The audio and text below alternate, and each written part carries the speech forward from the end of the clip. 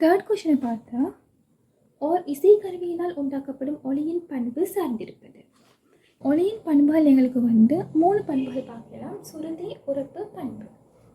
இதில் சுருதி என்று சொல்ல போது சுருதி எங்களுக்கு டிரெக்டாக மீட்டருக்கு நேர்விகித சமன்னு குறிக்கலாம். அதாவது மீட்டர் அதிகரிக்கும் போது ஒரு ஒலியிட சுருதி மீட்டர் அதிகரிக்கும் போது சுருதி அதிகரிக்கும், மீட்டர் குறையும் போது சுருதி குறையும். இப்போ சுருதி என்றது மீட்டருக்கு நேர்விகித சமன். அதுக்கப்புறம் உரப்பு எடுத்தேன்னா உரப்பு என்னத்தில் தங்கும்னா இது வீச்சத்தில் தங்கும்.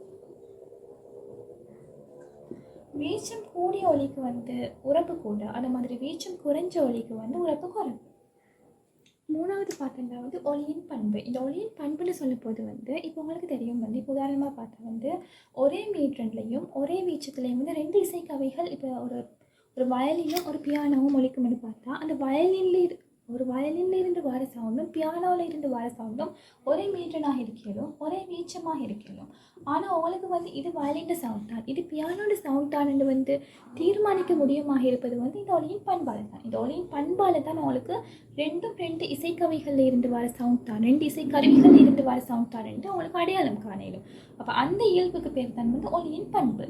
இந்த ஒலியின் பண்பு தீர்மானிக்கப்படுவது எதால் என்றால் மேற்றொணிகளில் இருப்பை வச்சு எங்களுக்கு ஒலியின் பண்பு தீர்மானிக்கப்படும்.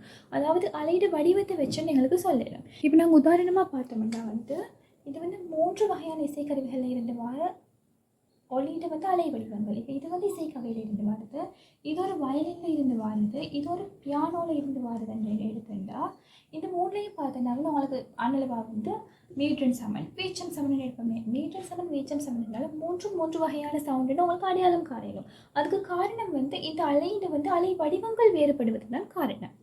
அது எப்படி இந்த அலை வடிவம் வரும்னா, இது ஒரு அடிப்படை மீட்டர்னு எடுப்போமே. இந்த அடிப்படை மீட்டரோட மேற்றொணிகள் மேற்பொருந்தி தான் இப்போ உதாரணமாக அடிப்படை மீட்டரோட அடிப்படை இசைச்சுரம், அடிப்படை மீட்டரோட முதலாம் மேற்றொணி, 2ஆம் மேற்றொணி அப்படின்னு மேற்பொருந்தும் போது வித்தியாசமான அலை வடிவங்கள் வரும்.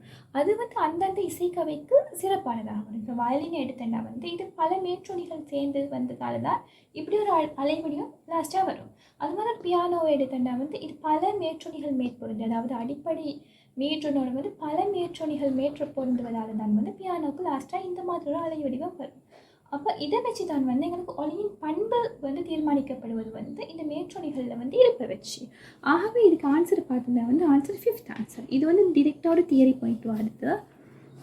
இதை ஷார்ட்டாக சொன்னா ஒலியோட சுருதி மீட்டரில் தங்கும், உரப்பு வீச்சத்தில் தங்கும், பண்புன்றது மேற்றொணிகளில் இருப்பில் தங்கும், இல்லாட்டி அலை வடிவத்தில் தங்கும்னு சொல்லணும். இதுக்கு ஆன்சராக 5th ஆன்சர் வரும்.